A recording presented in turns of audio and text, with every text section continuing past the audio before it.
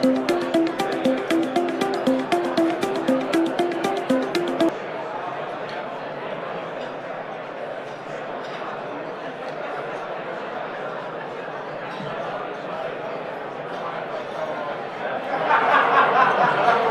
afternoon, ladies and gentlemen. Good afternoon, ladies and gentlemen. From the Royal York Hotel in downtown Toronto, welcome to the Empire Club of Canada. For those of you just joining us through either our webcast or our podcast, welcome to the meeting. Before our distinguished speaker is introduced today, it gives me great pleasure to introduce our head table guests.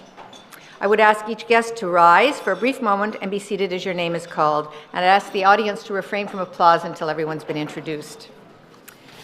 Our first guest is Mr. Mayo Schmidt, President and Chief Executive Officer of Hydro One.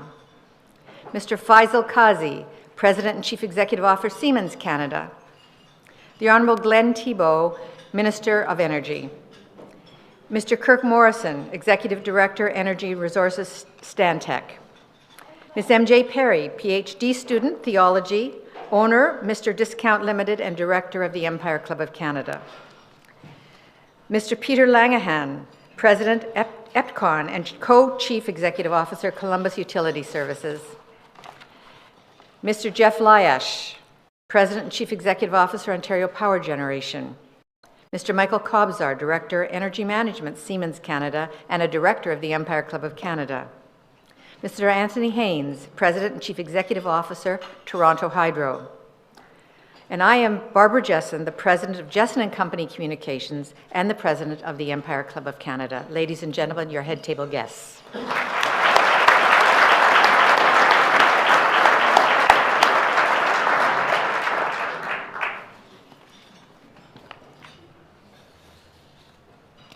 We have a number of special guests to be recognized from the podium. Of course, I've already alluded to the fact that the Honourable Glenn Thibeault, Minister of Energy, is with us. Thank you, sir.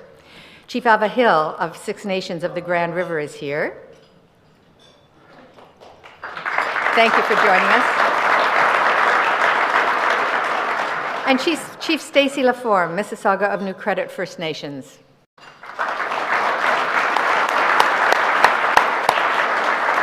Thank you all for being with us.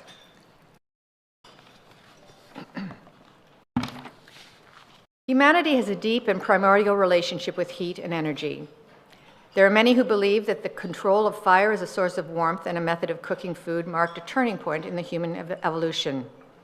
For ancient people, a central fire became over time a place to gather and socialize. It also became a place of ceremony. And over millennia, the hearth evolved as a symbol of the home itself. So our relationship to energy runs deep in the human psyche. It plays an intimate role in family life, and I think in part at least it explains why our modern relationship to our energy providers can be so complex. Modern energy companies such as Hydro One stand at the very nexus connecting our deepest past and our way into the future. It has become one of our modern myths that the Intercontinental Railway was a major force for Canadian nation building in the late 19th century. In this province, I think Ontario Hydro played a similar role, propelling our industrial economy in the 20th century. Toward the end of the 19th century, Ontario began the shift toward greater industrialization, made possible through an accessible source of inexpensive power, and it made us the powerhouse we are today. Here to introduce our guest speaker who will share with us the future of Hydro One is Mr. Faisal Qazi, President and Chief Executive Officer of Siemens of Canada.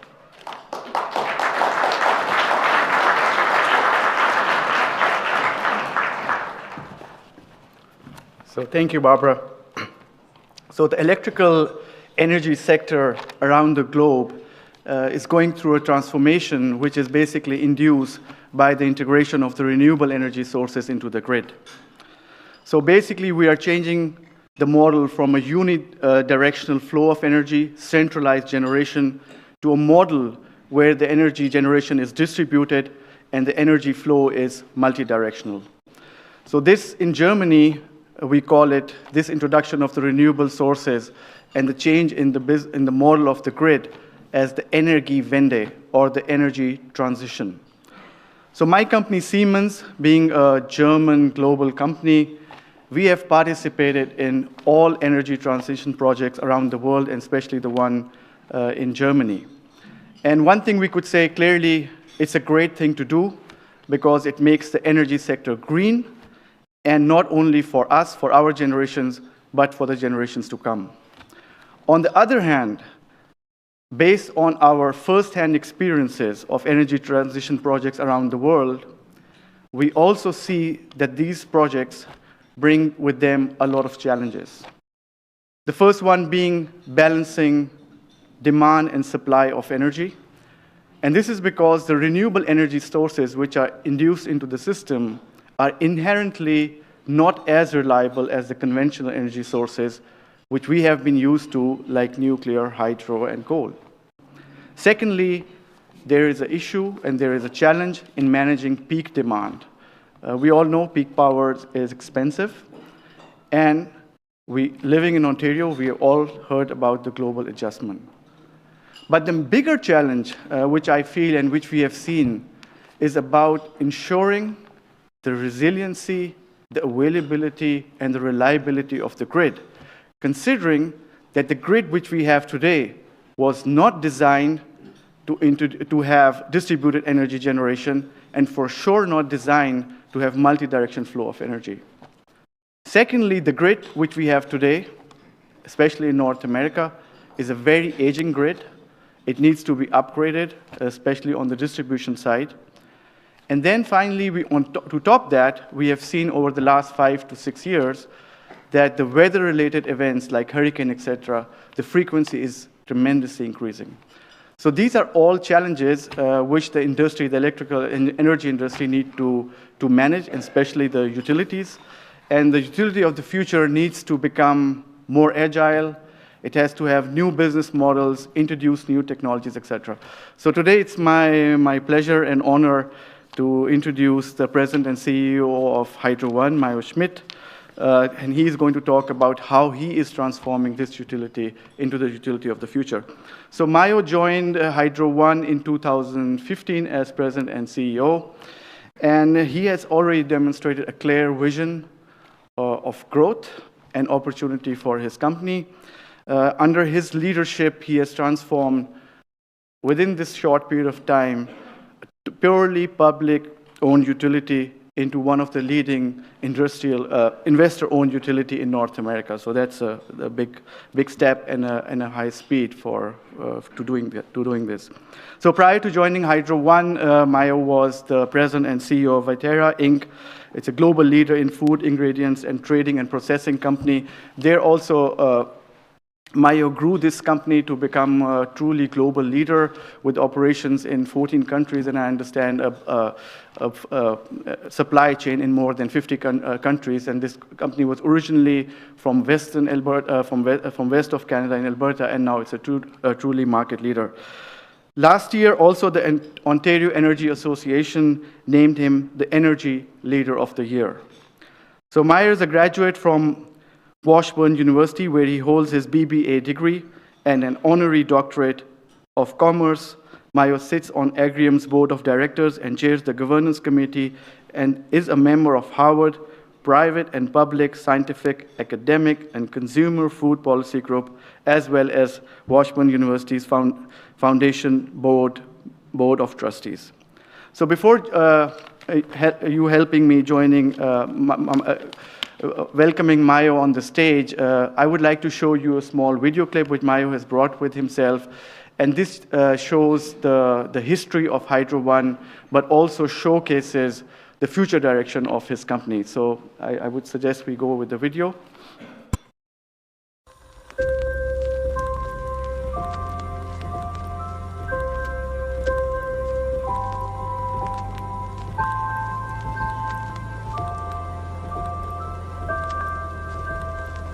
Impossible lives here and here and here. But so do we. We were born from the impossible, bringing the thunderous power of Niagara Falls to the people, for the people.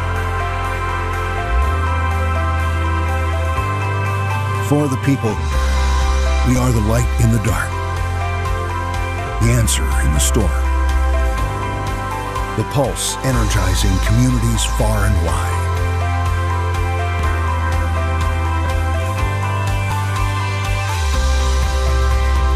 We bring the best of us. What is safe, optimistic, empowered, what stands for people and wins as one.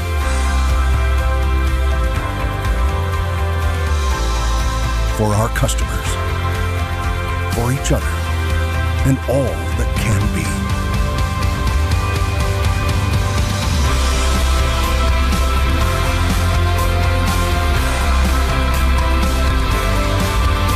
The best of us is in all of us.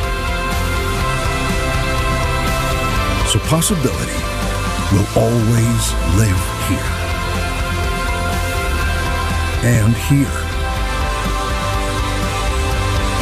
And here.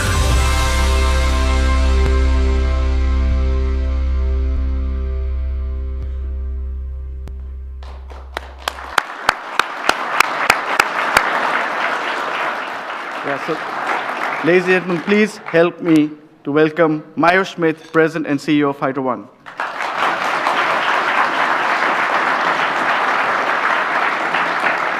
Well, thank you very much for joining us today. What a pleasure it is to be here, and thanks for enjoying the purpose film, The Possibility, with Hydro One, whose employees got together and put this video together so you know where their hearts and minds are. And it's really a pleasure to be here with you today. And as I look at Sir Adam Beck, the founder of Hydro One, and I think about his comment, is nothing is too visionary. He was talking about harnessing that power of the mighty Niagara River and bringing affordable power to the population, homes and businesses across this great province. And he also recommended the establishment of a publicly owned distribution system. The province established the Hydroelectric Commission of Ontario in 1906, and they began delivering power to this province and towns in October of 1910. Now, when we think about World War I, about 59,000 customers were connected to our grid. Today, that number is over 13 million people in this province, which is twice the size of Spain. We're seeing a rebirth of technology, and will accelerate energy delivery into the new century. And Hydro One has an intention to remain at the forefront of that movement. We're going to continue with Beck's passion and hold that vision for the future, to innovate and to modernize the system and grid, for which we have a great responsibility for, and with the same communities with the heart and the vision that Sir Adam Beck did. You think about Hydro One, we power Saturday games and Sunday dinners, the corner grocery store and the CNN Tower, the power places where we heal, the hospitals, places of worship, and arenas and stadiums where we play. We also think about the dreams that are born and the leaders that are made from the availability of power. So today we see Hydro One as not only built to last, but built to change. The Hydro One of today aspires to be a more thoughtful, more caring, more committed to customer organization.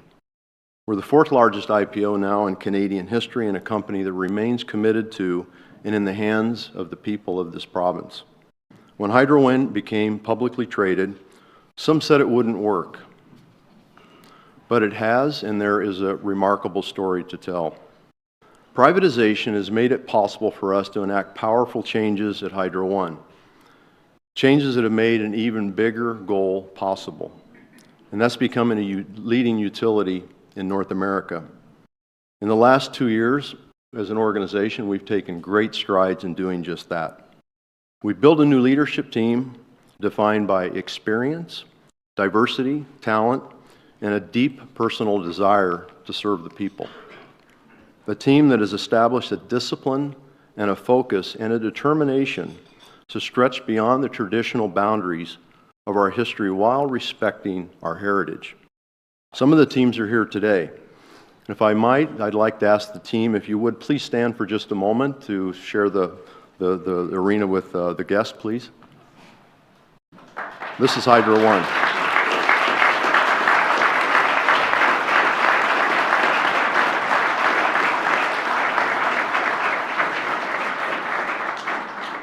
many of the members that I have to thank for such a great video that I think suggests the personality and the traits of this fine organization as we intend to be and the person we intend to be going forward. Now, at the end of each of our wires, there's a person. Could be a student pulling an all-nighter before a big exam. Could be a parent teaching their child to skate. Could be a business owner that's servicing customers. For us, being customer-focused is more than about rhetoric. It's all about action and advocacy, and it's woven into the things that we do and the team that we aspire to be. And we're just getting started, and I can tell you I'm very proud to be part of this transformation of this organization. Now, I arrived in Toronto in the fall of 2015 after accepting the current role at Hydro One. And I knew that, historically, Hydro One had been perceived as a challenging place to do business. And as a result, expected less than a warm welcome. Now, I can say it's been anything but that. And I think about the level of collaboration of my peers and staff has been extraordinary. And even today here in this hall, I'd like to just mention a couple of those individuals. I think about the level of collaboration and the integration of the system. And I think about Jeff Lyash, who's the Chief Executive Officer and President of Ontario Power Generators, responsible for a fleet of 116 power plants in our nuclear fleet. And I think about Anthony Haynes, the CEO of Toronto Hydro, who immediately reached out to myself and said, "We welcome you to the community and introduce you to the energy network." And I don't think there can be three individuals that are more interconnected than the three of us, considering that our wires run into the nuclear power plant and run right into Anthony's backyard as he powers the city of Toronto. And the responsibilities that come with that, and the work, the collaboration, and the effort we've come together with on cybersecurity, innovation, and many, many other facets that are going to be important as we determine how our organizations prepare for our future collectively together, representing this great province, which I note is also the financial center of Canada. And that's a great responsibility that we share together, and we work on these things collaboratively.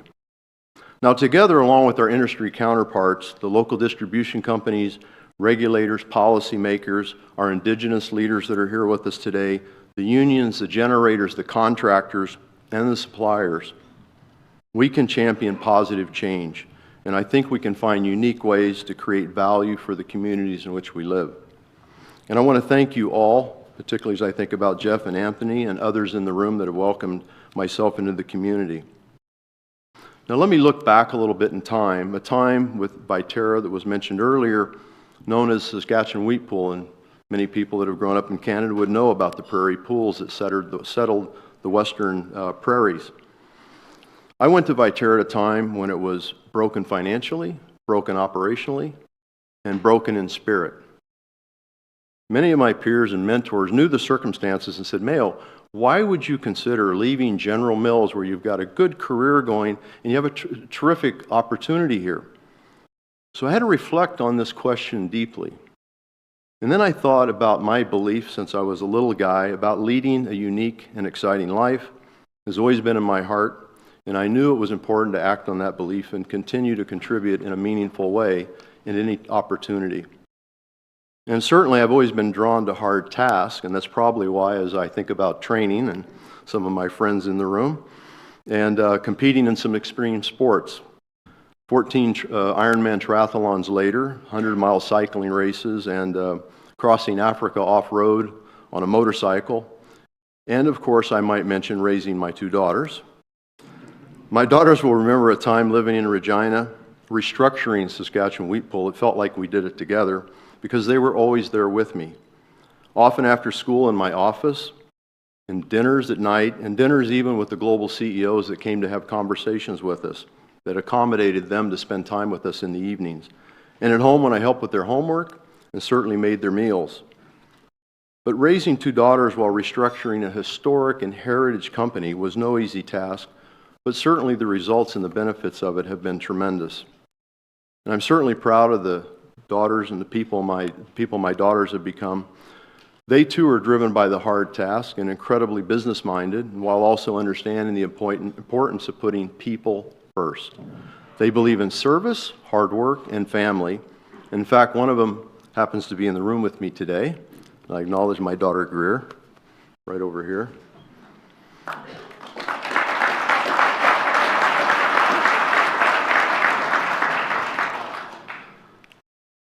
Many of you know another gentleman named Ed Clark, former CEO of TD Bank. During the darkest days and the fires of restructuring of Saskatchewan Wheat Pool, Ed was an individual, a leader that stood by us in a time and allowed us the time as one of our lead banks to restructure, to rebuild an operational powerhouse and a market-leading dominant position in multiple countries, including a 50% market share in Canada. Interesting story, following a financial successful restructuring in the year of 2005 and a most effective consolidation of the Canadian agriculture and food ingredients market in 2006, Ed invited me over for lunch. And he said, Mayo, he said, I'm providing you with our full support to continue to grow your business. You and your team have done everything you said you would do through years of financial restructuring, even when hampered by years of drought. Now go build Viterra to become a great Canadian company. Ed was a remarkable strategist and has also been the architect behind the bold and brilliant move to lead Hydro One's 2015 IPO and the opportunity to unlock the full potential of one of Canada's oldest and historic companies. In his wisdom, Ed designed a governance agreement to position the company for future success, an agreement that states the province will be a shareholder and a manager of the business. And by the leadership of our Minister of Energy, has been an outstanding leader in that way, has been very strong in support of the organization to find its commercial footing and to do the things necessary to rebuild the enterprise to the position of strength. The sale of Hydro One also unlocks $9 billion of infrastructure capital for this province. It allows the province to build new industries while public owner largely remains in the hands of the public in Ontario. Now, when I started at Hydro One 2 years ago, one of our first initiatives was to advocate with the government for rate relief on behalf of our customers. The result was the Fair Hydro Plan. Legislation has seen electricity bills reduced for the average Hydro One customer by 31%. That's savings of about $600 per household over the course of a year. And if you look at our 5-year distribution rate filing, that equates to $3,000 over that 5 years for our customers. To our customers, that is a real impact. As well, at the time, I wrote a letter to our customers introducing myself to them, talked about our vision for the future and the impact our commitments would have on each of our customers. My intention was to build connections with the people that we serve who depend on us for power and to show them we're not the same Hydro One they had experienced in the past. Then the team and I arrived at the call center very early one morning. We took to the phones. We were there for 12 hours, and we had invited all of our customers to dial in and speak directly with us. We took hundreds of calls. The calls were heartwarming, and they were heartbreaking. From new lives started in new homes to citizens of all ages experiencing financial distress from rising costs from all aspects of their lives. After the call center day, we began to receive feedback from our customers. Some was positive, some was negative, and some was neutral, but it was all feedback. One letter that I keep on my desk today, and it reflect on often, and it certainly pulls on my heartstrings, because it reminds me of exactly why we're in business and the purpose that we as an organization and as people serve. I'd received a handwritten letter from Mrs. Kale. Mrs. Kale is an 89-year-old woman who lives alone on a very modest fixed income. In her letter, she shared that with the cost reductions that would now be available, she could do more baking. And she told me in her writing that her specialty was butter tarts. I sent her back a handwritten note and thanked her for her letter.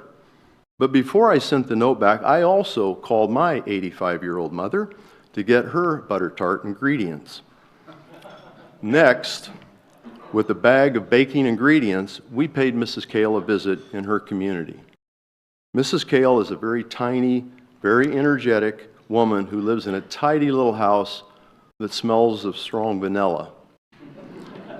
After our visit, Mrs. Kale sent us a thank you note for the supplies. This time, she also sent us butter tarts. They were amazing, and they went very quickly. The butter tarts arrived in Tupperware containers, as you could imagine, picture with me, mismatched lids that she's probably had since the 60s. She then politely asked our team that after we enjoyed her butter tarts, could we please return her containers? Of course, the team pulled together very quickly in the office and said, of course. At the end of the mismatch meant that we went out and procured quite a number of new Tupperware containers to provide to Mrs. Kale. But at the end of every wire, there is a Mrs. Kale that counts on us to deliver electricity 7 days a week, 365 days a year. And certainly, we are not naive about the challenges that we face today. We know the relationship between Hydro One and its customers has been strained in the past, and we're certainly determined to better serve our customers now and in the future. And we believe this can only be done through meaningful action and advocacy. We have the power in our hands to make life easier, better, healthier, more efficient, and more enjoyable. We can make things run and we can help ideas grow. And we're driven to align our commercial success with customer success. The winter of my arrival to Ontario, the first challenge that I was faced with was understanding the hardship some of our customers were facing on paying hydro bills. I learned there were tens of thousands of disconnections in this province each year. A family without power, without service, no doubt faces many challenges. We realize that we have the power and the responsibility to turn on the lights, not just turn them off. And we decided to do just that. We reached out to everyone in our system that had no electricity. By phone, by letter. We could not reach some customers. We went and sent our team to knock on their doors. That was the beginning of our winter relief program. When we reconnected their power, our teams also worked with the families to set up manageable payment plans that fit within their budgets. As a result, our customer accounts, overdue greater than 90 days, declined by 15%. Disconnection volumes down by 68%. And our accounts receivable declined year over year by 25% to the lowest level in our history. This is where social responsibility meets the positive economics of running a business. The impact of the Winter Relief Program reaches far beyond the bottom line. We improved goodwill with our customers and shifted the public perception about Hydro One to a degree. And I can tell you without reservation, turning the power back on for every family in need has such a significant personal and professional impact on my life, as well as the lives of our teams that were responsible to, in fact, turn that power back on.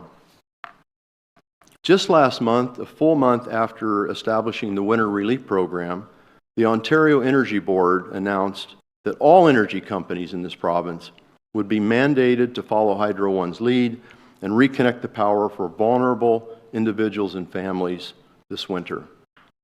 We are all connected. These initiatives have an impact on all of us in the province, and I wish to thank all of my industry counterparts for their standing behind these necessary policy changes.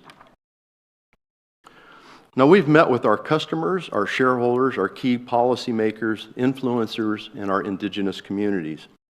We do share the belief that the building and maintaining positive and mutually beneficial relationships, along with partners with our First Nations community, is not just a matter of good business, it's the right thing to do. We also believe that by listening to our customers and acting on their needs with flexibility and consideration will take us further. We've empowered our employees, all our employees, to build those relationships. Together, we must make the impossible possible, not just for the customer, but for Hydro One, for the province, and for Canada. And the story, like Hydro One, continues to grow. This past July, we marked a major milestone in the journey to become a leading utility in North America. On July 19th in 2017, Hydro One and Avista jointly announced a transaction where Hydro One will acquire Avista in a $6.7 billion all-cash transaction, a historical transaction for both companies. Avista is a market leader in the Pacific Northwest of the United States, with operations in 5 western states, now for 129 years. They are known for innovation, their dominant market position, and leadership in customer advocacy. In fact, their community contributions are more than double that of any peers in the industry, and so are its successes. The transaction has been well received from the market and the rating agencies. We used the Canadian Bought Deal subscription receipt program, and in less than 24 hours, we raised $1.5 billion, which was more than 2 times oversubscribed. Standard & Poor's reviewed in detail our financial position relating to the transaction, our financing plan, our approach. They confirmed an A category rating following the transaction. This deal, together with bringing 2 leading industry-regulated utilities with over 230 years of collective operational experience together to form a diversified North American utility leader with a considerable enterprise value. With this deal, we've established one of North America's top 20 regulated utilities with assets of approximately $34.5 billion. Together, we intend to deliver long-term value and become a leader in the regulated electricity transmission and distribution businesses, as well now as gas distribution and renewable generation businesses. And I can't stress enough, customer rates will not be impacted by any cost associated with this transaction. Avista, being pursued by many Canadian and U.S. parties, had many choices. They chose Hydro One. Hydro One has made a dramatic change in the way we approach and operate our businesses. Avista also did their research. They researched Hydro One. They looked at our Canadian Ontario peers and their history. They looked at the ethos and the fit of their historic company with the Ontario companies. Many of those companies are here in the room today, as I've mentioned. Avista shared our commitment to our communities and is aligned with our balance between commercial business and social responsibility. They saw value in sharing our collective interest in innovation. The combined entity of Hydro One and Avista will serve more than 2 million retail and industrial customers and hold assets throughout North America, Pacific Northwest, which will include Ontario, Washington, Oregon, Idaho, Montana, and Alaska. Put simply, this acquisition is a strategic positioning of Hydro One in a growing region that's ready for consolidation, creating a diversified American market influencer, which we believe is a bold step beyond our traditional borders. When we say turn on the power of possibility, it represents a shared commitment to building for the future. As organizations, we have opened the door for all Ontario utilities to join together in our efforts. We believe together we're stronger. We are the collective future of power in this province. Together, we're able to compete with U.S. market leaders for service and market share, while at home work to reduce energy poverty and to bring every one of us into the light.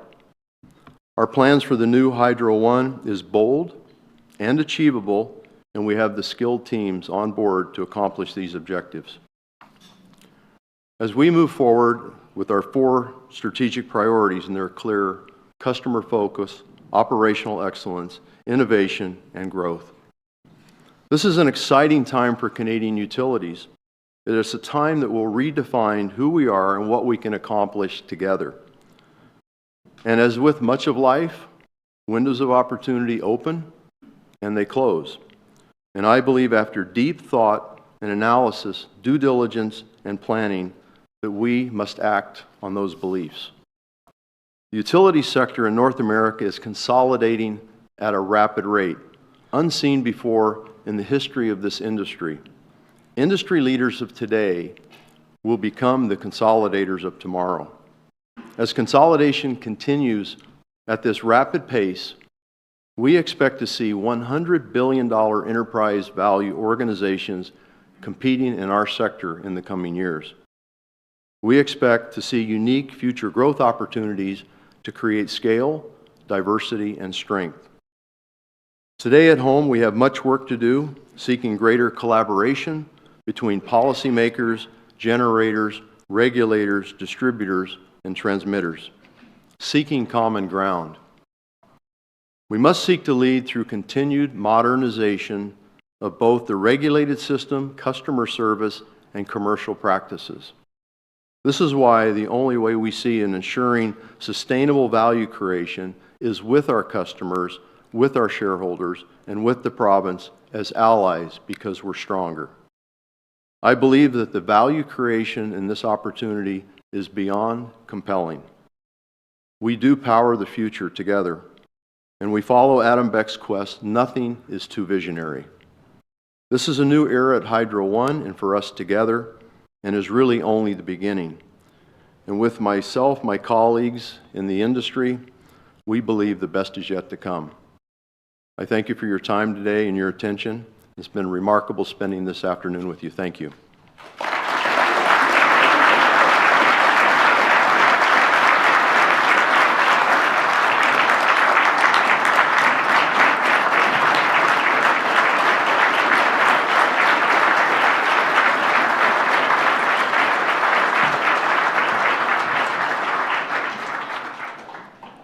I'd like to ask my fellow director of the Empire Club of Canada, Michael Kobzar, to thank our esteemed speaker.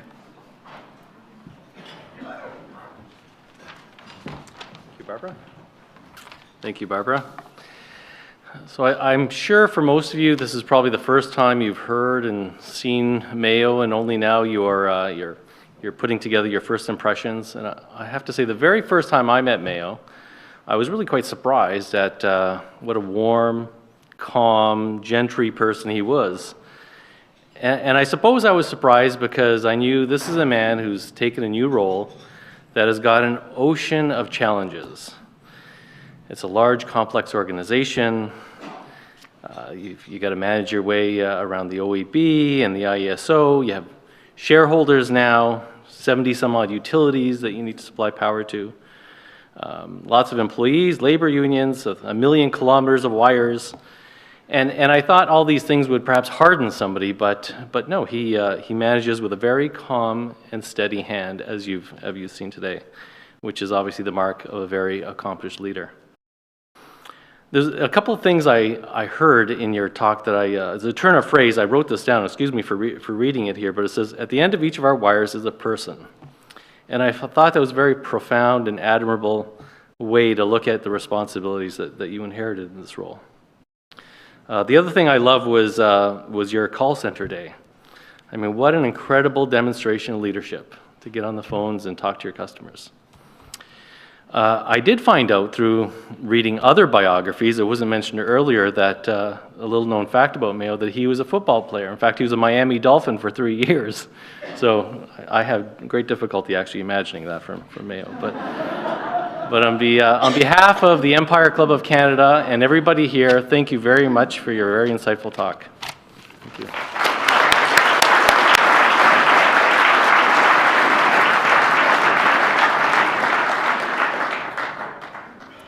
A sincere thank you to our generous sponsors, Siemens Canada, Stantec, and Columbus Utility, for making this event possible.